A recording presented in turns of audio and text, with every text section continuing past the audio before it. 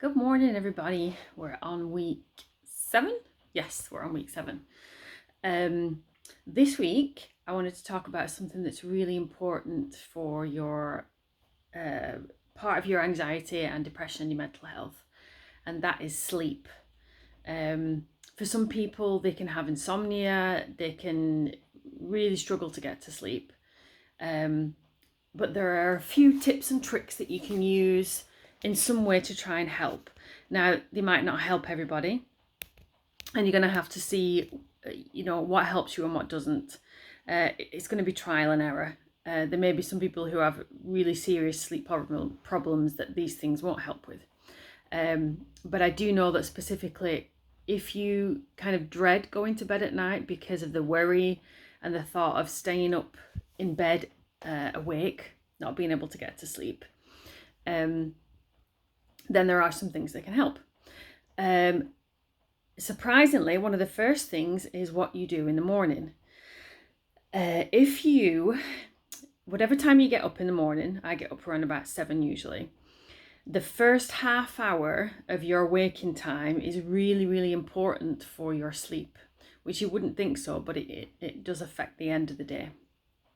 If you can get in that half hour as much natural light as you can, even on a cloudy day, so if you can get in your garden, in your yard, anywhere next to a window, if you can get as much natural light in that first half hour that you wake up, it's only that first half hour, the window closes after that, you will affect something called your circadian rhythm, which is your sleep rhythm. And if you make a habit of getting natural light first thing in the morning, it will aid your ability to sleep later on at night. So that's the first thing. Getting light in the morning helps you sleep better at night. The second thing for me, I found that I had to make sure that I went to bed early enough to have a bedtime routine when my anxiety was really bad. You can't just watch TV and then brush your teeth and get into bed and wake up feeling everything's wonderful and happy, or even have a rested night's sleep. I had to be really diligent in having a nighttime routine. And when it was really bad, I would take an hour. And now I take about 20 minutes. But I try and make sure that I do some form of meditation, or what I find is better, yin yoga or Ayurveda yoga. And it's about basically grounding down the energy in your body and in your mind so that you're in the right frame of mind to be able to go to bed and not to sit there and think or lie awake. So I'm going to post links to a few videos of, they're not full-on yoga, put your legs behind your head stretches. There's a basic level that's very, very easy for somebody who's not flexible. There's a medium level, and there's a slightly higher level for those that can really push it a little bit more. So it's by the same person, and it's the same YouTube channel called Rituals. But then also there's another one I like to use. You might want to switch it up. You've got a whole 7 days to experiment with this.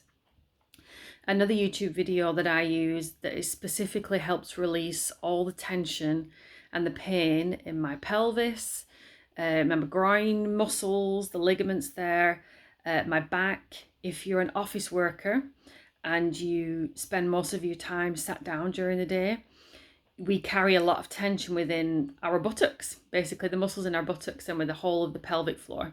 And so it helps to release all of that, which is connected to our anxiety. So effectively, you release all the muscles in that area in your pelvis and you're releasing anxiety also. Try it in the dark with some candlelight. I prefer that. That's my most favorite. And for the full effect, I would put earphones in if I were you, because you can hear the music slightly better at the background of the yoga videos. Another thing that can really help is what you eat at night. You need to stop eating around about 6 or 7 at the latest. Try 6 if you can. I know this is hard for some people who are used to having big meals later. But if you're going to bed on a full stomach and digesting all that, number one, that's not healthy for your metabolism, for your overall health, especially if you're in the process of trying to lose weight. But also there's something very important in the fact that the Japanese have studied that we have basically brain cells in our stomach and gut. There are cells in there that affect how we think and what we feel, affect our mood. And so sometimes they call it intermittent fasting, but this isn't the big drastic style of that. All it is trying to stop eating around about 6 or 7 if you go to bed at 10. Giving your body at the least 14 hours without food. So if I'm going to bed about 10 o'clock, if I stopped eating at 7, let's say, that would be, I would wake up at 7 o'clock. That's 12 hours without food. If I don't eat my breakfast till about 9 o'clock, I've then given my body 14 hours without food. And what happens after these 14 hours is that there are healthy bacteria that kick in within your gut, which then ultimately affects the brain cells. It can improve your mood, your anxiety and depression. In studies shown that it gets lower, your mood is better, your mental health is better. And so it's not necessarily about, oh, let's, get on track to lose weight, but realizing that what you eat and when you eat and how long you leave between eating also has a huge effect in how you feel. So number 1, getting some daylight first thing in the morning. As soon as you wake up, get some natural light in that first half hour. Number 2, try a bedtime routine where you're grounding your energy down. Number 3, try to stop eating at a certain time before you go to bed. That may take a lot of practice.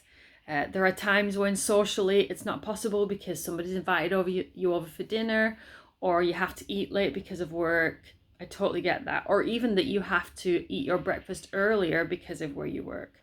You need to figure out what you can for you and your schedule.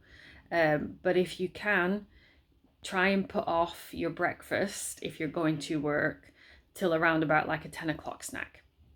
And you'll find that it will improve your mental health. So I'll put the links in the comments on the bottom of my YouTube video so you can find them and let me know how you get on. Have a great week. Bye.